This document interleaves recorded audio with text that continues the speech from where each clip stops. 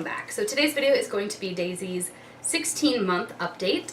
She turned 16 months on September 23rd, and she is still about the same as last month's update. She is about 26 pounds, probably about 31, maybe a little over 31 inches. Active, very silly and fun to be around when she's in a good mood. Mostly in a good mood, but you know what I mean. Toddlers do throw tantrums. So let me just start with her other stats. She's wearing 18-month clothing almost exclusively these days. The 12-month stuff, the only way I can use it is product I discovered this month, onesie extender snaps. So you know how for women you can get like bra extenders where they like go on the snaps in the back and the little strips that make it so you can wear your old bras even if you gain a little weight, you know? They make those for onesies. So her 12-month onesies that were like super cute that I loved, she could no longer like snap because they were so tight, or I could snap but they looked really uncomfortable. Now I use the snap extender, it's like this long, and she can wear her 12-month onesies. So like I do theme weeks for her clothing. I think I've told you this before, but it's ridiculous. She has so many clothes. But I could do like a whole week of nautical, you know, like fish or boats or sail, whatever, anchors and water or something. So all of her shirts will have something to do with, you know, one said ahoy cutie, one was little sailboats or whatever. So I have clothes that are like in that theme that are really cute and they match the theme for the week, but, or like I really wanted to wear Disney all week and I have 5 Disney outfits for the days, but one of them is a 12-month size and it's a little too tight. I can use the snap extender and it adds like this much length to the onesies because a lot of the times they're wide enough. She's not like that fat, you know, she's just taller than a 12-month-old is for sure. So I like to use those snap extenders. That was something I discovered this month, thought I'd share in case you didn't know. They're on Amazon. You can buy a 2-pack, 3-pack. They do make different size snaps though, like for different kinds of onesies, so they're not like compatible universally, just in case you're thinking about buying them. But anyway, so she's mostly in 18-month clothes. She can wear some 12 if I cheat a little bit, or if they were meant to be a 12-month dress, I put leggings under it and it looks like it's a shirt, like a tunic. But also she can wear some 24-month or 2T, just depends on what it is. Pants for 2T and 24 months are still a little too long for her, but I still put her in on because they just kind of bunch up at the ankles a little.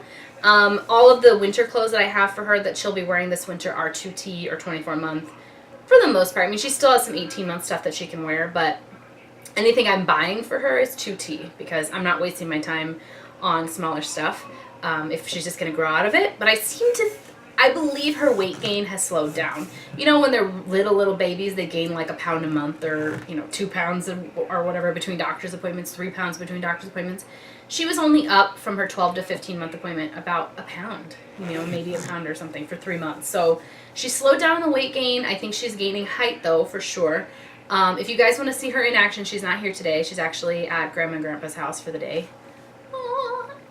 Giving me some time to film, but if you want to see her moving and in action and see how she's walking or whatever, I did post a vlog of our trip to Minnesota. We went from September 7th to the 12th. I got that up like September 14th, I think. If you guys want to go back and look at our vlog to Minnesota, you can see her walking around, dancing, playing makeup or doing her hair and like being active. And if you want to see her personality or whatever, that's where you can see it. I decided not to have her in today's video because if you saw her 13-month update or 14th, I don't remember. It was hard. It was hard having her in the room and she was just grabbing at my nail polish and pulling things down. It was crazy. But anyway, she still is talking way more than they have to be at this age. Like, you know, they're like, oh, you need to have 10 words or you need to be able to. This kid never shuts up. She babbles constantly, like words I don't understand, but she just points to things and says what they are all the time. She knows names for people now. She says Mama for Grandma and Papa for Grandpa. And she knows our dog. She says Pen for Penny. Or she says Papa, Penny, Penny. She says dog. She knows Mama, Dada. She's known those for a long time. But she also has learned like other words like Juju. The name of her cousin is Julian and they call him Juju. So she says Juju, Juju all the time when she wants to play with Juju. It's so cute. They are 3 months apart. So she's turning 16 months. He's turning 19 months at the same day. Yeah, it's so cute, like the two of them together. They're almost the same size. I think Julian is a little taller and Daisy's a little shorter and fatter, but he's a little taller and thinner. But they were almost the exact same weight at birth. It's interesting. Anyway, she loves playing with other kids. We had her at a party recently, a baby shower, and she played with some of the other kids, and she loves playing with her cousins. They're like 1.5, 2.5, 3.5, 4.5. And it doesn't matter which one is there with her, she loves to play with them. She'll play with boy toys, girl toys, she doesn't care. Like my nephews like action figures, and they it's very interesting to see them interact though, because Daisy is like a doll girl, and she likes to pretend to do her hair and makeup, and she likes dolls, and she likes hugging and kissing, and she's very affectionate, and she's like, oh, and she hugs, and she hugs you, and or says mwah, and kisses the baby doll or whatever, and she holds her babies, and she that kind of stuff. The boys will take the same toy and throw it or have them fight or whatever. And Daisy will have her animals kiss or hug. You know, it's just interesting to watch them play with the same, like, animals. Like, they'll have little action, like, what do you call them? Statues, figures of a tiger and a lion. And the boys will be like, rah, rah, rah, and they'll, like, fight.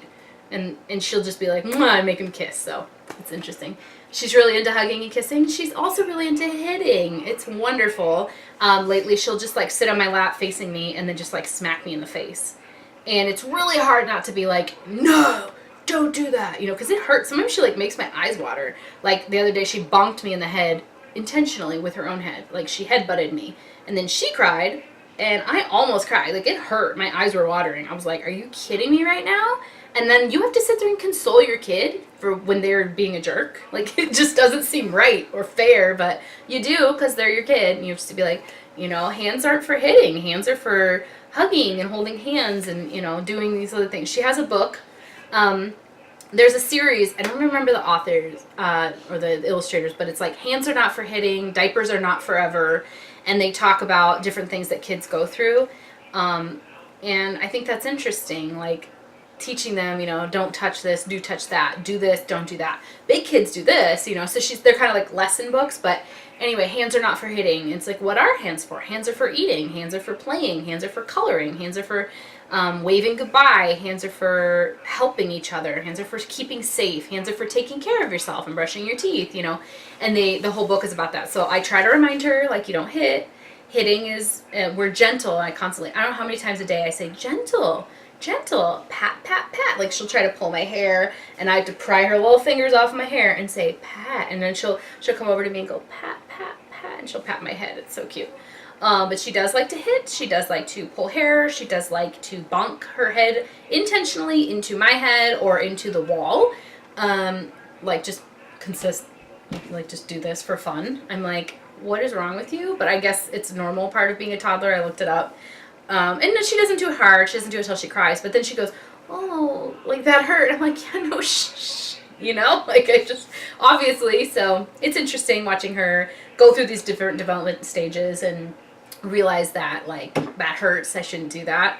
She regrets it instantly a lot of the time, but she's got to learn it herself. Recently we have also learned that she is taller and she can reach things. She can climb on things she never could before. Her new favorite is to try to climb into the crib from the outside. She has still been sleeping in her crib and has not realized that she could probably climb out at this point. She can monkey climb through lots of things, but she tries to climb into her crib. So I think it's only a matter of time before we have to drop that front panel and make it into the toddler bed. It is convertible. We'll do that if we need to. And then she likes to climb onto her new toy box. We got her a Melissa and Doug. It's 33 by 19 and 18 inches tall, so she likes to climb on top of that on the toy box bench seat thing and then stand and then give mom and dad a heart attack. So we spent a lot of time saying no, feet on the floor or booty in the seat or sit, or stand up, or, you know, we just are constantly teaching her, like, that's not okay. We've done timeouts for that. She climbs on the sofa and runs around on it, and we have to be like, sit down, booty down. You know, running is not allowed. We're trying not to say don't do this or no jumping or no hitting. We try to say things like, you know, that is not, because we don't want her to, kids selectively hear, and so if you say no hitting, they hear hitting sometimes, or so we use other words. Anyway, I'm trying to work on, oh, let me get back to that, what she can do. Sorry, I had coffee today, and coffee and me are like very interesting. I get very hyper. Lose train of thought, talk constantly, it's great. Anyway, she can reach into the silverware drawer now and pull out knives, we discovered.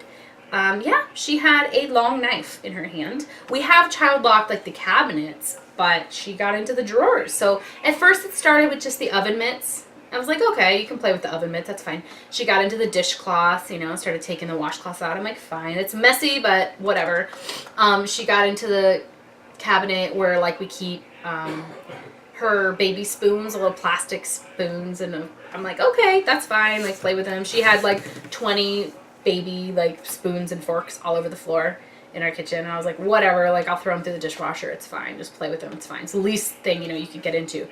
But now she's gotten into the knives, and last night she got into like that corner cabinet that spins, you know, like a roundy, what do you call it, Lazy Susan, or roundy, you know what I'm talking about.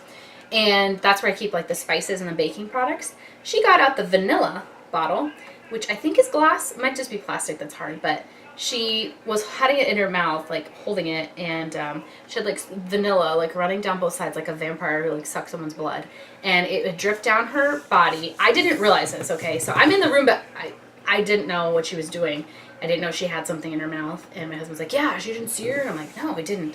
So anyway, dripped down to her skirt. She's first time she's worn that skirt. It was like so bummed. Got to the tile on the dining room, the kitchen, through the dining room, all the way into the living room, and there was a trail of vanilla liquid all throughout my house. I had to like clean the floors. That was fun. And then it was all her outfits. I had to change her in her outfit. And then I broke a glass. Had to sweep the floors. It was just like, it's been a fun few hours. Like, let's not do that again. But yeah, she can reach things. She's very into getting into trouble. She loves the dog food. Like I said, I took her to that baby shower. She was climbing through their doggy door. She was taking handfuls of the dog's food from the dish and then spreading it around. I was like, Mom, take the baby. Take her. Take her. So my mom took her while I cleaned up the dog food that Daisy just threw all over the floor. To like not be a rude person visiting someone's house, to just leave it. And there were other kids there, and nobody else went to the dog dish or the doggy door, so I don't know why my kid did, but she did. We have to put our dog's food and water up when Daisy's home, but that's okay because we work from home and Daisy's gone. And so all day, Penny, our dog, can eat her food. It's down from like 8 a.m. to 4 p.m. at least.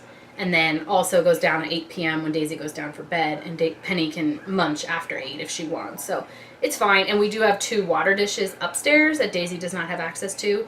So occasionally Penny will just drink water throughout the day, or, you know, whenever the baby gate is up and she can't get it, she'll just go and drink the water. She doesn't have food. That's fine. And what else does she like to do? She loves to dance and sing, and she's pat, pat, pat. She's gentle, and she hugs and she kisses. She talks a lot. What else do I have to tell you about?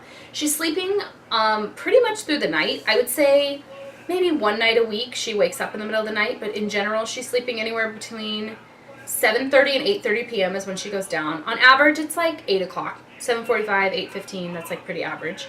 And then she's sleeping till about 5 a.m. One night this week she woke up at 3:55 a.m. and that was it for the day. Wouldn't go back down. She was done. One day she slept till like 5:20, but pretty much she wakes up around 5. So 7:50 to 5:10, you know, 9.5 hours, something like that. That's about what she sleeps straight. So that's great. Occasionally, like we've been home for like a week or 2 from Minnesota, and she's woken up once in the middle of the night from like 1 to 2 a.m. I was up with her, and then one other time in 2 weeks that she woke up at 3:55 in the morning, and I just had to get up for the day with her. But other than that, she's been sleeping. So 5 a.m. is still a little early for me to get up with her every day, but honestly, I just go down when she does. So if she goes down at 8, I go down at 8.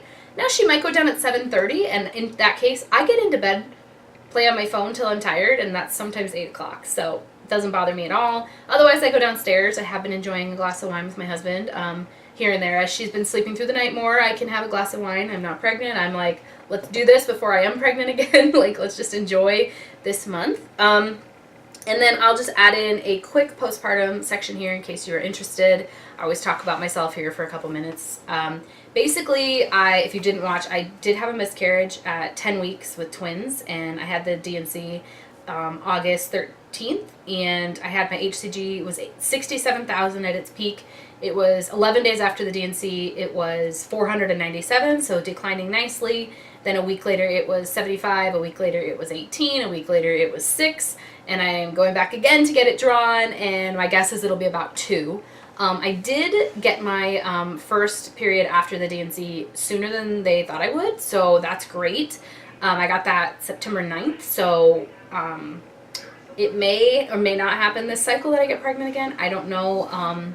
Just tracking what I can with my app. It's hard to know because I don't know how long my cycles are. I had one in June and one in September. It's like, how do you, and then in 2 years, that's it, you know?